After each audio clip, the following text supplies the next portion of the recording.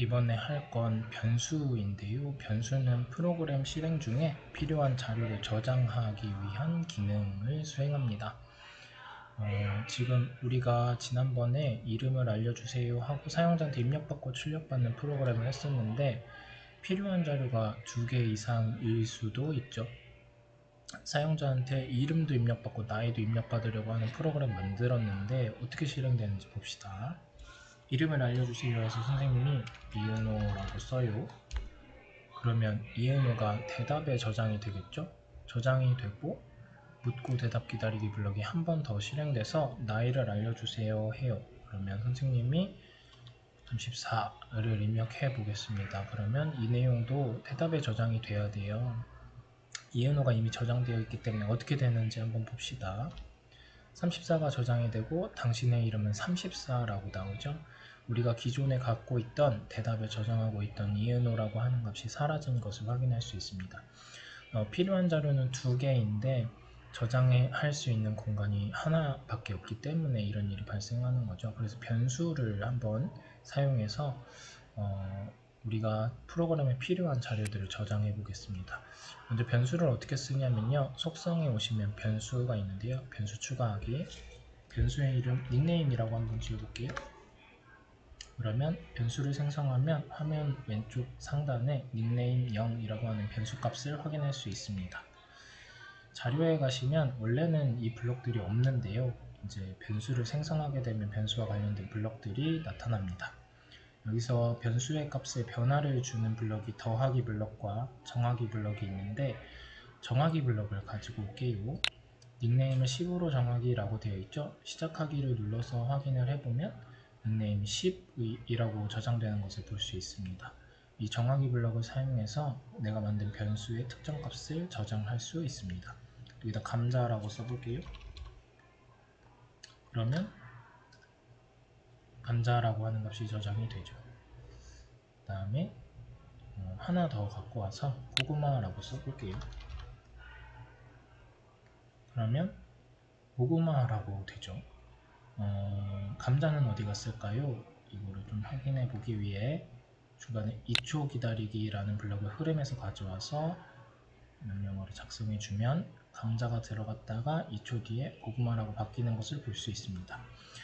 변수에는 변수 하나의 값만 저장할 수 있는데요. 문자도 저장할 수 있고 숫자도 저장할 수 있어요. 근데 자료를 수정할 수 있고 수정하게 되면 감자 자리에 고구마가 들어오고 감자는 사라진 것과 같이 이전에 기억하고 있던 자료는 지워진다. 하나만 더 해볼게요.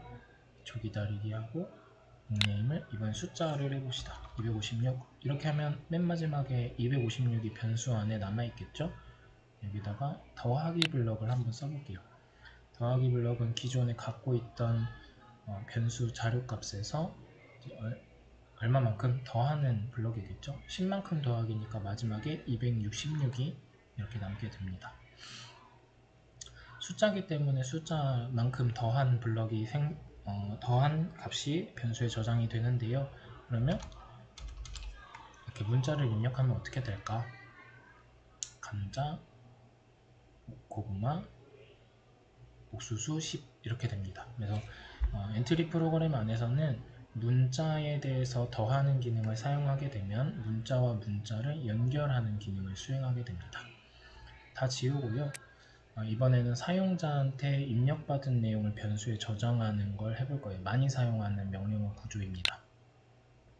여기 보시면 안녕을 묻고 대답 기다리기 가지고 와서 닉네임을 입력해 주세요 라고 쓸게요. 그 다음에 닉네임을 정하기 가지고 오겠습니다. 저번에는 그냥 대답을 이용해서 출력도 하고 그랬었는데 이제는 그 대답에 저장된 내용이 사라질 수 있다는 것을 알게 됐으니까 변수를 만들어서 그 변수에 사용자가 입력한 내용을 옮겨 담는 거죠.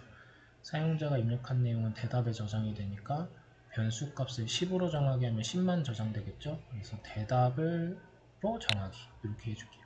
이걸 간혹가다 대답 이렇게 쓰는 친구들이 있는데 이렇게 하게 되면 항상 대답이 저장이 됩니다. 무슨 말이냐면 항상 이렇게 대답이라고 하는 값이 닉네임 안에 들어가 있게 돼요. 이게 아니라 사용자가 입력한 내용이 저장되는 대답 블럭을 사용해서 닉네임을 입력해 주세요. 감자라고 쓰면 대답에 저장이 되는 동시에 이 대답 블럭을 이용해서 변수에다 옮겨 담는 거죠. 이렇게. 그럼 이거를 출력해 봅시다. 여기다가 합친 값이라는 블록을 이용해서 닉네임 값에 지금 사용자의 입력한 닉네임을 저장하고 있잖아요. 그래서 안녕과 닉네임을 합치게 되면 선생님이 닉네임을 감자라고 썼다고 치면 안녕 감자 이렇게 출력하게 되는 거죠.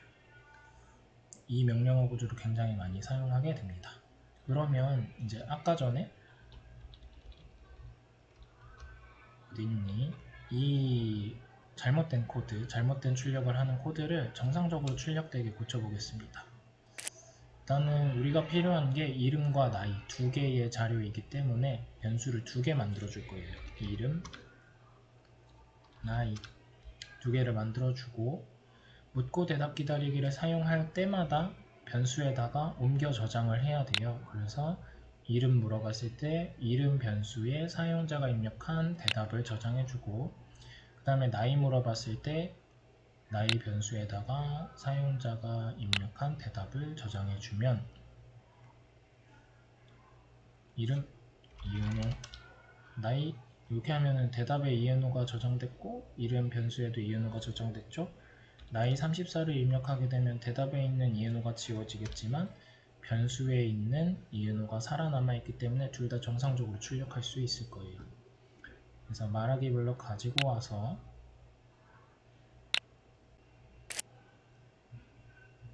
말하기 블록에다가 각각 변수 값을 자료에서 가지고 와서 넣어주시고 이름, 나이 해주시면 되죠. 근데 이렇게만 출력해도 이제 우리가 원하는 결과는 얻을 수 있지만 조금 더 사용자 친화적인 메시지를